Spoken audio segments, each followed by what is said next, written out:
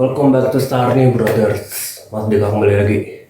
Dan sesi hari ini gue lagi di Jogja ya. Ini lokasi lagi di kamar gue sendiri. Jadi hari ini gue mau ngapain? Hari ini gue lagi mau ke TPS. Jadi hari ini adalah waktunya pemilu. So gak usah basa-basi ya. Jadi waktunya aja kita lagi ke TPS di tempat yang sudah disesuaikan dengan surat undangan. Jadi let's go. Ya, jadi di sini udah dikirimin surat pemberitahuan pemungutan suara kepada pemilih. Jadi ini KPPS ini pertama surat untuk ibu, dan yang ini adalah surat untuk saudara kalian, berarti ini bapak saya sendiri. Kemudian ini adalah surat pemungutan untuk saya sendiri, dan yang terakhir ini adalah surat pemungutan untuk adik saya sendiri. Jadi masing-masing ada 4 surat dan harus dibawa ke TPS. Dan alamat TPS-nya nih Jalan Garuda nomor 1. Berarti kalau kalian yang di Jogja yang daerahnya dekat di sini mungkin pada ke TPS ini semua ya. Mungkin ini khusus untuk daerah Kelurahan Sariharjo. Rego kami sedang berada di TPS. Jadi kami ngomong di sini cuman udah main lama banget. Cuman jalan kaki doang dari rumah ke sini, soalnya dekat banget. Karena ini masuk ke Kelurahan Sariharjo.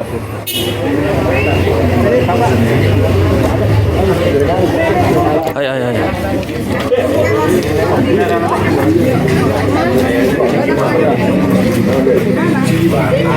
Nah, kami harus cari tempat duduk ya. Tempat duduknya kayaknya penuh deh.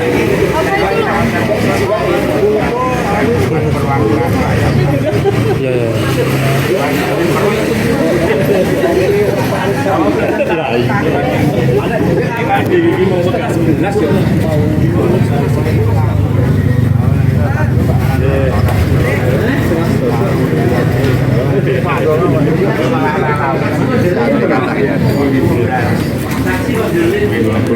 DPR ini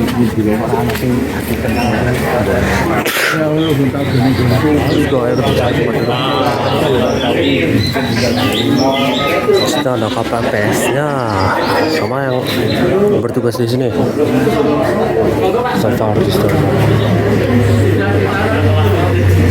Jamnya enggak sama.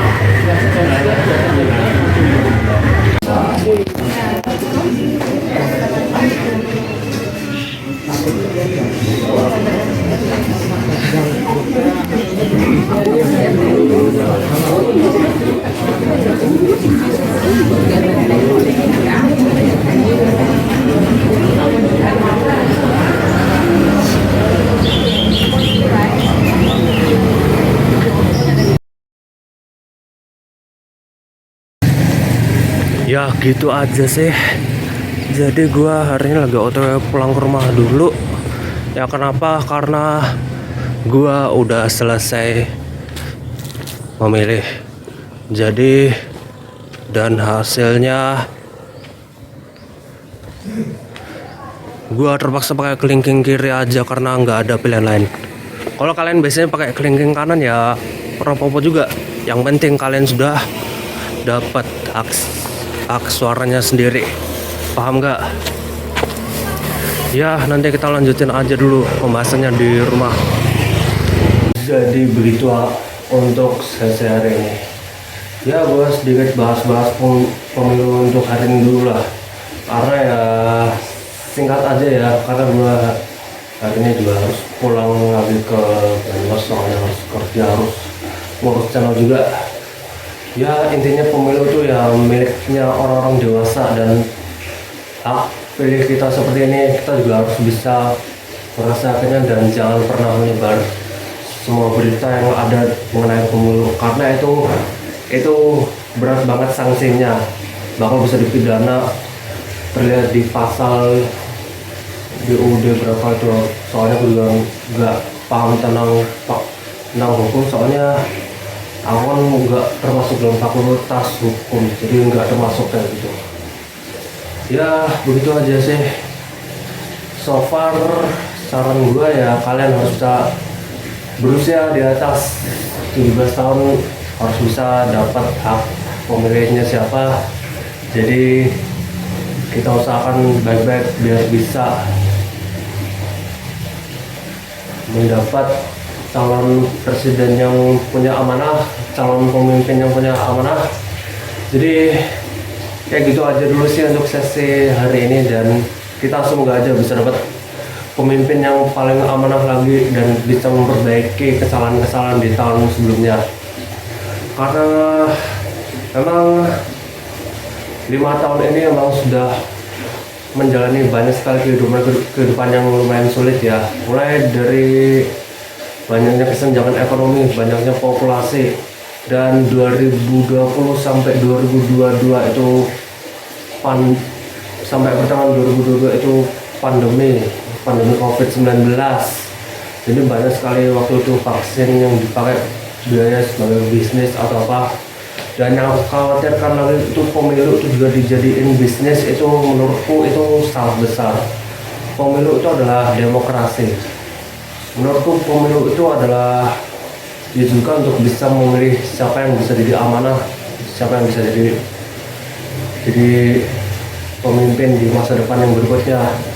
Dan debat ini tujuannya bukan untuk saling menjatuh-jatuhkan, tapi tujuannya adalah untuk saling mendukung program, saling mendukung sebuah pembangunan, dan saling mendukung kesejahteraan rakyat. Jadi ketika calonnya itu kalah ya, jadi harus bisa memaklumi. Begitu saja sih arahan dari gua selama ini, dan arahan dari Sarni Brothers untuk kedepannya adalah mari kita bisa saling menghargai hak pilih kita, dan mari kita bisa saling memahami apa yang seharusnya kita jalankan bersama dengan calon pemimpin kita.